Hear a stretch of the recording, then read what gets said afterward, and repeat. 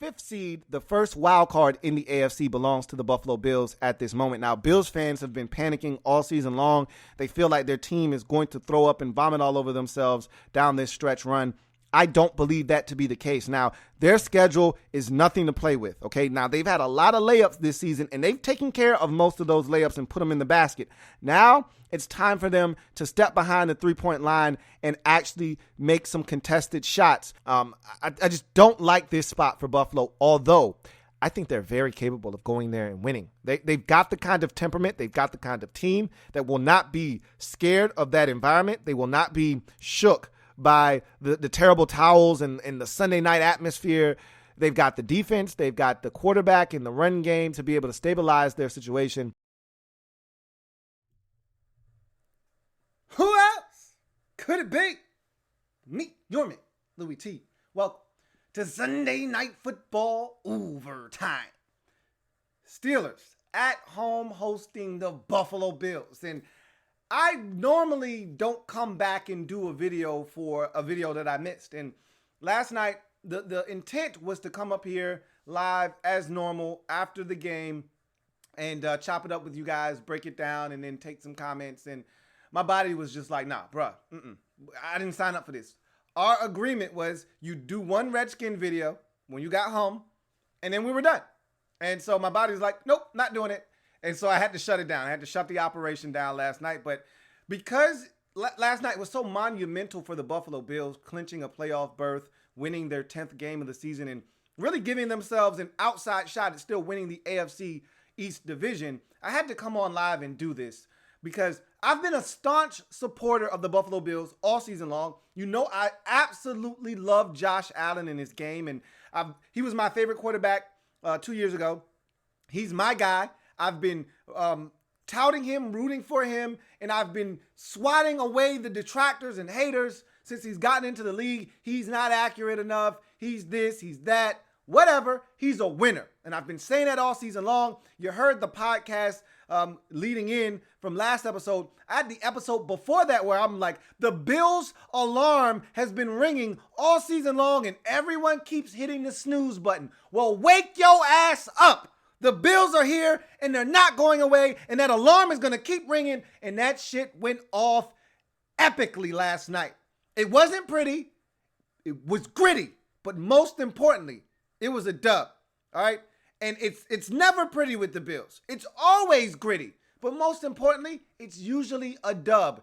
And I remember before the season started, my man Joey Sharp over at Bills Talk, or Believers Talk, came on our show here on the Louie T Network and predicted the Bills will go 12-4. And we laughed his ass off of the air, okay? He called in, predicted Bills 12-4, and we mocked him, all right?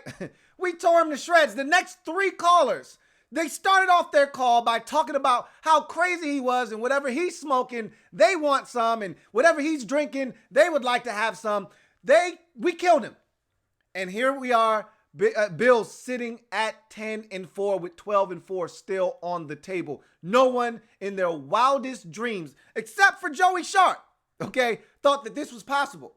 My man J Cam, man, who is a huge Bills fan, and I love J Cam, man, because he's a realist. And I love talking to fans who aren't delusional. Because you'll get a fan that calls in, that's an Oakland Raiders fan, and their team is going 12-4 and they're winning the Super Bowl this year. And I'm like, dude, you're skipping steps. You can't skip steps. Get out of here. All right. But he's a realist. He was like, man, I'm not sure that we don't have an epic collapse. And his team has beat him up over the years to the point now where he is hoping for the best, but he's expecting the worst. And I told him a month and a half ago, bruh, your team is actually really good and you're not going to collapse. This is not happening on Josh Allen's watch. It's not happening on Sean McDermott's watch. It's not happening on Leslie Frazier's watch. Nope, they couldn't stop the run earlier in the season. You know what they did in this game? They said, hey, Devlin Hodges, we dare you to beat us. We're loading up the box to try and stop the run. We're going to blitz the draws off of you. And if you can beat us, we tip our cap to you. Salute, bruh. You got us. But if not, we're going to kick your ass tonight. And that's what they did. Loaded up the box, scared the Steelers. And if I was Pittsburgh, I still would have found creative ways to run the football. I would have spread the Bills out 4 wide receivers, and then I would have handed it off. I was not going to allow Devlin Hodges to have to feel like he needed to win this game on his own, because the end result was what you got, a 4-interception game. Not all of them were his fault, but at the end of the day, you can't put a rookie making his 4th career NFL start in a spot like that, on a stage like that, in that kind of position. He threw it damn near 40 times, and with the way the Steelers have run the football this season, played it close to the vest, I would have loved to have seen them take a lot of that pressure off of Devlin Hodges and transferred it onto their running backs and their running game, but they didn't do that. But that's not the Bills' fault. They pressed them, they forced the issue, and they got the results they were looking for. And as I said just a few seconds ago, it's not always pretty, but it's usually gritty and a dub, most importantly, for this Bills football team. And in the left-hand column, they've been stacking those dubs up like bricks. And again, at the end of the season, we don't ever go back and lift up the brick and look at it and say, man, that was a close call in week 1 versus the Jets where you were down 13 in the 4th quarter and should have lost that game. We don't ever go back and actually look at the brick and see what it says. We just see that it's in the left-hand column and we say 1, 2, 3. And if you got enough of those bricks stacked up in that left-hand column, those dubs, you get to go on to the postseason and you get in the dance and they give you a ticket. And then when they shut that door and it's only 6 of you, shit's going in. All right. I done already hit a couple of layups. I'm getting a little rhythm in now. Now I'm starting to smell myself. Now that confidence is beginning to grow. And I've talked about this many a times. Winning begets confidence. Confidence begets winning. It's a beautiful, vicious, flavor, delicious, poetic scripture cycle that every team is chasing in this league. You win, it builds confidence. You build confidence, it turns into believing that you're going to win every single week, no matter the opponent. And now, this isn't the same team, the Bills team that the Patriots saw earlier in the season that they were able to find a way to win against when they should have lost that game. And I said this when the game happened. I've repeated it multiple times throughout the course of this season. Had Josh Allen not sustained that damn concussion in that game, they would have found a way to win. Even though he had already thrown 3 interceptions, they were going to find a way to win, just like they did in week 1 versus the Jets. They were going to find a way to win that football game. You're not telling me any way otherwise. However, this is a different Bills team now. They have a different mindset now. They expect to win every single week. And so now the Patriots come in tripping, like they've been doing for the last 6 weeks. They step into that game against the Bills, tripping. The Bills will beat their ass. All right, I'm anxious to see that football game because now they've cleaned up a lot of the issues they've had in the run game. They're doing a better job there. They're still a little vulnerable, if you ask me, but you've got to be creative. They're not giving you the easy runs up the middle like they were earlier in the season. All right, that's dead. But this is a defense that's playing with tremendous confidence now. Leslie Frazier has these boys buzzing. All right, and now all of a sudden they're believing in Josh Allen. They feel like no deficit is too big. No deficit is too small. We can overcome. We can find a way to win. And the road home, it doesn't matter. These boys are battle tested now. And you say what you want about Dallas. That was a hell of a win on Thanksgiving to go into Dallas and smoke those boys in their own building on Thanksgiving. That's a hell of a win. Say what you want about that win. And then what they did on Sunday, I know Devlin Hodges is not an A1 quarterback. And I know the Steelers' offense has been anemic all season long. I get all of that. They still had won 5 out of their last 6. They still been slaying teams. And that defense had been not KOing teams left and right. And the Bills stood toe-to-toe with those boys. And in the final rounds of that game, the final rounds of that fight, those boys went in. Championship rounds is what we call them. You know, the 11th and the 12th round, championship rounds. That's what we call those. Those boys stood up and they went and got those rounds and got the win 17-10. And so say what you want about Buffalo. Those boys are going to the playoffs and they're a dangerous team that nobody wants any parts of because you're going to know you were in a fight when you play the Buffalo Bills. They may not win, but you knew you were in a fight. And they've been in every single ball game this season. Haven't been too many ass whoopings handed to the Buffalo Bills this season. All right, so I really don't care who it is. Baltimore, those boys barely escaped Buffalo with a win last week, okay? Barely escaped. And that's the best the AFC, maybe even the entire NFL, has to offer right now. They went toe-to-toe with those boys, all right? Kansas City, The Bills aren't afraid of them. I can tell you that firsthand. Not afraid of those boys at all. Not one bit. They're not afraid of New England. As a matter of fact, we're going to find that out in the next week or so. We're going to find that out here shortly. They're not afraid of those boys, okay? I'm going to tell you right now, this Buffalo Bills team is scary, man. They're scary. And they're gaining confidence in handing the football off to Devin Singletary, who I love. You know how I feel about Devin Singletary. I told you. He and the Bears rookie running back were my two favorite players in last year's draft. So you know how I feel about Devin Singletary. He was my favorite player, all right, in the entire draft. And I knew he was going to be undersold. And because of his lack of speed and his size and all of that good stuff, fine, knock yourself out. You saw the move he put on the Steelers on that run down to the 1 yard line? Did you see that run? Okay? Where he stops, cuts it back, then has a nasty jump cut, and then accelerates down to the 1 yard line? The man is starting to gain confidence, and they're gaining confidence. This is more important. They're gaining confidence in handing him the football, and he's making plays now. Devin Singletary is the truth. He's going to take pressure off of Josh Allen. Allen is starting to gain confidence, and again, he's going to make his fair share of mistakes. You know, whether it's a fumble here or there or a missed receiver, and he had an overthrow for a pick last night. I thought Cole Beasley could have caught that football, but whatever. You know, it's a little high. These are smaller receivers. They chronicled that on the telecast last night. He's not throwing the big guys out there. However, he makes winning plays. All right? He makes winning plays. You know how I feel about Dawson Knox. Any Bills fan, anybody that watched my draft coverage last year knows how I felt about Dawson Knox. And I said, you're getting you a stud in Dawson Knox. He's continuing to play well for this football team. John Brown has been a great addition. He's turned into their number one wide receiver. They're putting together all of the requisite parts to make themselves a dangerous team. You knew how I felt about Tremaine Edmonds. I wanted my Redskins to draft him. He's starting to get it. They're giving him more responsibility. I'd like to see him blitz more. That's my personal preference, but they love to keep him back in coverage. And now he's got the green dot on the helmet, and he's getting the calls, and they're giving him more responsibility, and he seems to be handling it very well. I'm a Matt Milano guy out of BC. I was a big Matt Milano guy. If you watched my draft coverage a couple of years ago, I think he fits in perfectly with what they want to do speed-wise. And so Tremaine, I was so wrong about Trey White. Tre'Davious White was a guy that I said, he's okay, but he's missing something. He was at the back end of the first round, and I'm like, I've seen better. You know, I'm not overly impressed. You know who he reminds me of? He's going to end up being another, what's the guy that the Cowboys drafted out of LSU in the first round about 7-8 years ago. Can't remember his name, but I thought he was going to be another one of those guys. And I was like, he's all right, but he's not one of the better LSU guys I've seen in that secondary. I'll pass. He's missing something for me. Seems like he's going to be an average NFL corner. Far from it.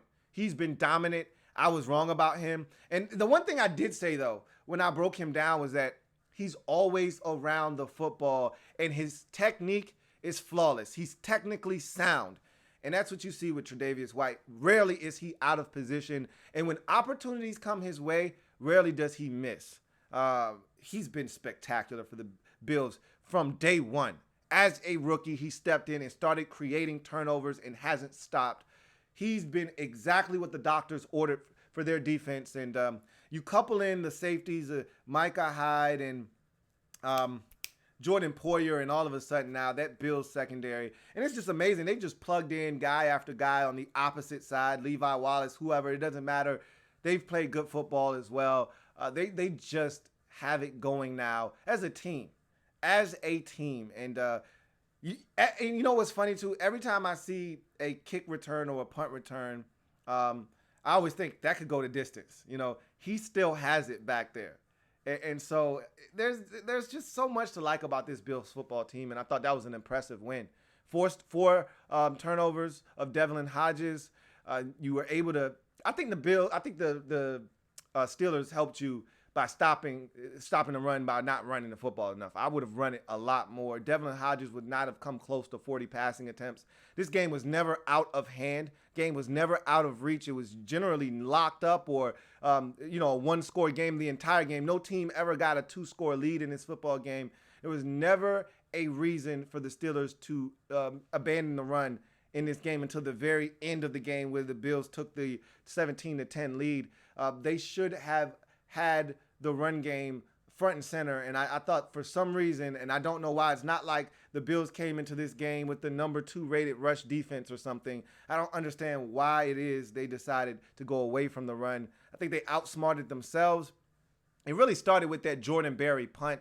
You can't have that happen in a game where both teams came in saying to themselves, the team that makes the least amount of mistakes will probably win this football game. And that rang true. The Steelers made way too many mistakes. 4 turnovers, a shanked punt, or I won't even say shanked. He just kicked the shit straight in the air. I don't know what the hell happened there, but he just kicked it straight up into the air. It was a 22-yard punt, and that served as the springboard for the first touchdown of the game for the Buffalo Bills. And really, that, to me, set the stage for the confidence that they would play with the remainder of the game. Had the Steelers jumped on top of them 7-0, the terrible towels get to waving and the crowd gets engaged, it might be a different game. They may ultimately lose this game 20-10. But instead, they struck first, and I thought that settled them down and gave them the confidence to know, hey, we can win this football game, man. And they bleed just like us. And honestly, we know that we're better than them in certain aspects, and we need to take advantage of that. And they did exactly that, man. And as I said, and I'll say it once more, this is a dangerous team now that they've clinched. This is a dangerous team in the Buffalo Bills that I think nobody wants any parts of in the postseason. Everyone will be running from the 4 seed. I can tell you that right now because I don't think they're going to win the division. Because you're going to, not only you beating the Patriots, you're going to need them to also lose to the Jets. It's not happening, okay? Or excuse me, the Dolphins. It's not happening. They're not losing to the Dolphins in Week 17. So you're going to need them to lose pretty much the last 2 games and you win out. I just don't see that happening. So either way, no one wants that 4 seed because you're looking to avoid the Buffalo Bills. That's how I feel. Whomever gets the 6 seed, if that ends up being Pittsburgh or if that ends up being the team that doesn't win the AFC South, whomever wins that 6 seed, it'll be cool. You know what I mean? But you're not afraid of Pittsburgh because their offense is so bad. You're not afraid of Tennessee or Houston if it comes to that. Those teams are capable, but you're not afraid. The team that you want to avoid is Buffalo. So if you can avoid the 4 seed at all costs, then you'll look to do that. So it'll be pretty interesting to see what happens. As we get to the Steelers, though, I'm really disappointed in the game plan coming in. Again, I thought James Conner got off to a really good start in this football game. He was juiced up. You could tell he was ginned up. He wanted some more touches. And even when they went to number 41, matter of fact, it was Devin Singletary's teammate at FAU. I forget his name, but it's White. I want to say it's Kirith White or something like that. I forgot his name. But even when he came in the game, I saw a little juice from him as well. And I just felt like they needed to run it more. I felt like they could. And again, they wanted to go, 13 personnel. And I'm like, nah, that's not the way I would do this because you're telling them that you want to run the football and they're loading up to stop the run. I wouldn't have even went 12 personnel. I would have spread them out, 4 wide receiver sets, 3 wide receivers, 1 tight, so 11 personnel. And I would have run the football out of that. I would have went shotgun and gun runs and things like that. I wanted them looking everything but run, and then I wanted to run it down their throat. But I didn't necessarily love the game plan. And then, the thing coming into the game was Devin Hodges' bunch of passes near or at the line of scrimmage. And it's like they tried to make it a point of emphasis to push it down the field. And I'm like, not the game to do that in. You want to do that? Do that against Cincinnati. Do that shit against Cleveland in a week or two. This is not the game. Like the Bills, this is not the secondary to be trying random shit against. Do that against Cleveland next week. All right? You want to do that? Or Cincinnati, whomever. Do that shit then. Don't do it this week. All right, keep running your little bubbles and your slants and your hitches and all the little short passing game stuff that keeps you ahead of the sticks. Run the football. I thought that there were too many shots down the field that weren't warranted. You get opportunities, knock yourself out, you know? But there were too many times where I felt like he's throwing in the double coverage. Why is he doing it? He's forcing it down the field. Why is he doing that? Why are you doing this right now? You know, and that to me, this game didn't look like the blueprint that they had set out during this hot streak that they had been on. It didn't resemble that to me. And so that was a little disappointing. The defense did what they have always done this season, which is give their football team a chance. This defense is legit. And again, when you get to the postseason, if the Steelers do, in fact, make it in, that's going to be the thing that gives them a shot, is their defense. It's so disruptive. They didn't force the turnovers that they're accustomed to forcing. Now, that's part of the reason they lost, because during this streak, they've had special teams step up, whether it was last week against Arizona with the Deontay Johnson punt return, or it's turnovers like the Rams game, or just pick out any game, the Colts game. You pick out any game you want. The defense has been stellar in creating turnovers, and not only just creating these turnovers, but using these turnovers to create points. They've been creating points themselves. Steelers have been dynamic in that regard this season, and they didn't do that in this game. They had one turnover that they forced on an errant pass by Josh Allen, and they weren't able to cash that in for 7. I believe that ended up resulting in a field goal. And, you know, it's those types of situations that you got to be able to take full advantage of if you're Pittsburgh. And they didn't get a lot of opportunities in this game. Credit the Bills for not giving them those short fields and giving them and that's the thing. If you're playing the Pittsburgh Steelers, don't give them short fields. Don't give them great opportunities to score. Make them, with the way that their offense has been this season, and as anemic as it's been, you got to make them drive the length of the field. And the Bills did that all night long, and there was really no answer in terms of how to combat this Bills defense that was flying around last night. They were aggressive. They were coming after Devin Hodges, and that's how I feel like you should treat a rookie quarterback. You should blitz and play zone. Don't play a ton of man-to-man unless you're blitzing. But I would blitz and play a ton of zone to confuse a young quarterback. You know, give him something and then change it up and make him think he sees one thing, and next thing you know, he thinks it's man, but it's really zone. You know, that's what you do to young quarterbacks, confuse them. And Hodges, I thought he was plenty confused in this football game. Under duress and plenty confused. And I thought the Steelers just put too much on his plate. But in any event,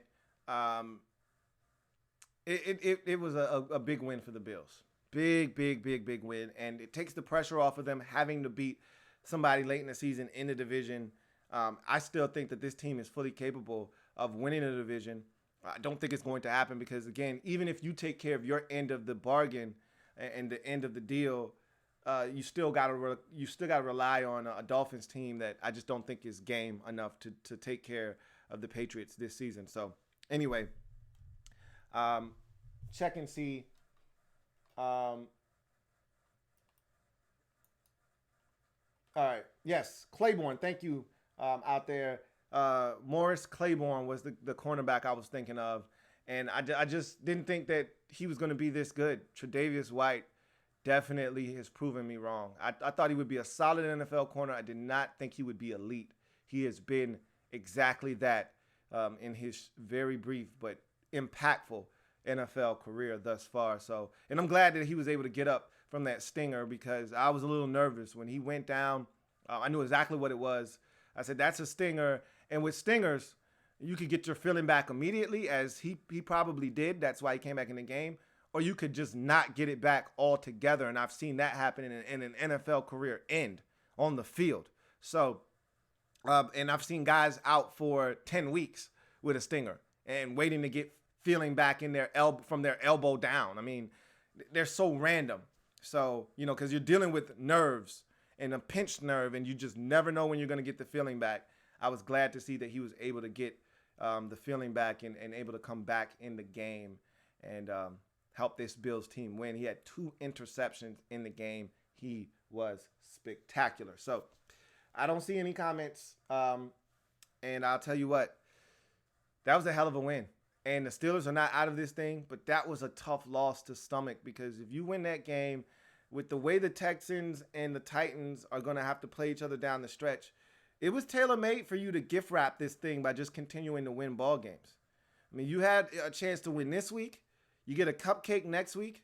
I want to say you've got the Bengals in week 16. Very winnable game there. And you get the Ravens in week 17. I think that's the way that their schedule looks. I don't have my schedule. I don't know if you might have already played Cincinnati twice already this season. I'm trying to think. Have you gone to Cincinnati this season yet? I don't recall you going to Cincinnati this season already. I know you beat them on a Monday night at home. I don't recall you going to Cincinnati, but that may not be your next contest. But either way, I see the opportunity here for you, and that one hurts to let this one slip away at the crib, knowing that the Ravens, they won't have to play for anything in week 17. Doesn't mean they still won't want to beat you. So anyway, we'll see what happens. Tough one to let slip, but if you're the Bills, hell of a win. You clinched a playoff berth. Congratulations. Look forward to seeing how high they can get in the seeding. Either they're going to be the 5 seed or they could get as high as the 2 seed in the AFC playoffs. We'll see what happens. If they win out and some other things happen, including a Chiefs loss and the Patriots losing out, they could get as high as the 2 seed in the AFC playoffs. It's not inconceivable. So 12-4 could really do some damage here. But they got some work to do, and it starts next week at New England. Big game for the Buffalo Bills. It will tell me a lot about where they are as a football team. If they're able to go into Foxborough and beat the New England Patriots, this becomes a very dangerous team come January.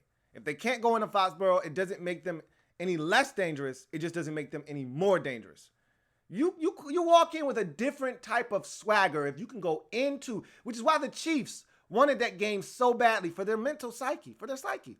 They needed to know that I can go into Foxborough and win in December, in January, if need be. If I got to come back here, I know I can do it. Same thing can be said. In case New England ends up with the 4 seed, who knows what they end up with, all right? Let's say New England ends up with the 4 seed and they got to play you in the first round. You need to know that you can go back there and win. Let's say they end up with the 2 seed. You end up with the 5 seed. And you win your first round matchup and the Patriots are waiting on you in the divisional round. You need to know that I've done it before. I can go back there and do it again. You need this for your psyche just as much as the Patriots need to know that we still got little bro down and we holding him down and he can't do it. They need it just as much as you do. So this is going to be a really fascinating game. Want to see what happens. And someone says at Jets, at Ravens are the last 2 games for the Steelers. Thank you for that. They're going to beat the Jets. They're going to beat the Jets on the road. And then at the Ravens probably won't need that football game. The Ravens will probably already have the number 1 seed locked and stocked after week 16. They take care of business in this upcoming game. And if I'm not mistaken, they've got the Browns through the Ravens. So they're looking to avenge the last loss that they had this season was against the Browns, if you remember, in Baltimore, where they got run out of the building. They're looking to avenge that. They'll lock up the number 1 seed with that one. And at that point, they don't need week 17. So for the Steelers, simply take care of business versus the Jets next week. And then you probably get a layup versus the Ravens again. They're going to want to beat you. Robert Griffin III is going to be looking to prove that he deserves to get an opportunity with the team to start somewhere else next year. We'll see how that works out for him. But if you're the Steelers, take care of business 1 week at a time. Don't look forward to that. Take care of the Jets. Don't have any more hiccups. I think you'll find your way into the postseason at 10-6. So we'll see what happens. But that's a massive game for the Bills next week. And the Steelers just get back on the horse next week versus the Jets and see if you can't make a run at this thing and let the chips fall where they may. I'm your man, Louie T, signing off. I thank you guys for joining me so early in the morning. I do have one comment from Ed. He says, this Buffalo Bills team is for real. If they win against the Patriots, I feel like they're for real now, but it takes it to a different level. You start looking at them like, right now you look at them as, man, nobody wants to play the Bills, but you know what comes after nobody wants to play this team is, they're going to be a tough out, but, there's a but. Nobody wants to play this team, but you're going to be able to get rid of them. It's going to be tough, but you should be able to take care of the Bills in the playoffs. They go to Foxborough and they win. Now you start looking at them differently like, man, I don't want to play Buffalo, period. There's no but. There's no conjunction, then some disrespect. It's just nobody wants to play the Bills, period. Because they will disrespect you in your house, and they don't care. We've seen it this year time and time again. They don't mind coming into your house and being disrespectful. They did it to Dallas. They just did it to Pittsburgh. And if they can do it to New England, that takes it to another level. So we'll see what happens. Ice Mule, thank you for the super chat. He says, Haskins, real deal. I agree. We'll talk more about that on the Redskins Nightly News this evening. For me, your man, Louie T, thank you for joining me on this Monday morning edition of Sunday Night Football Overtime. I'm your man, Louie T, signing off. Remember, if it's not your man T, it's not the best NFL coverage it could be. We'll jump on later for Rep Your Squad. Hope to see you then. Around 7:10 p.m. is when we'll kick off Rep Your Squad. Looking forward to chopping it up with you guys, talking about all of the happenings, including the 49ers losing to the Falcons at home. Just made things a lot more interesting in the NFC conference. Saints now have a chance to grab that number 1 seed. Everyone is now back into the mix with that loss. Very intriguing NFC conference with that loss by the 49ers. Things got really interesting all of a sudden, and so much more. So I'll jump on with you guys a little bit later.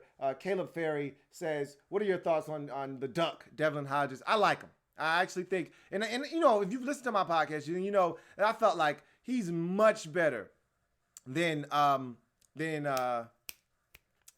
Mason Rudolph. Much better than Mason Rudolph. Gives you a much better chance to win. I thought it was a rough night for him. Thought the Bills did some things to confuse him. I think they sped up his process. They blitzed a ton last night, and that's a defense that doesn't blitz all that often, at least not as aggressively as they did last night. Leslie Frazier much rather rush 4 and just play coverage on the back end, but they came after a rookie that they thought was vulnerable, and they really made him uncomfortable, and you saw the end result, 4 interceptions.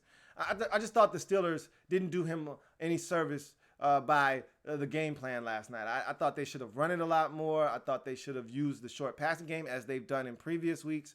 And then when opportunities down the field presented themselves, take those shots. I thought that they were a little too aggressive early in the game, and it kind of set the tone for the football game. But big win for the Bills either way. I'm your man, Louie T, once again signing off. I'll see you guys a little bit later on in the evening. You guys have a good one. Take care. Louie.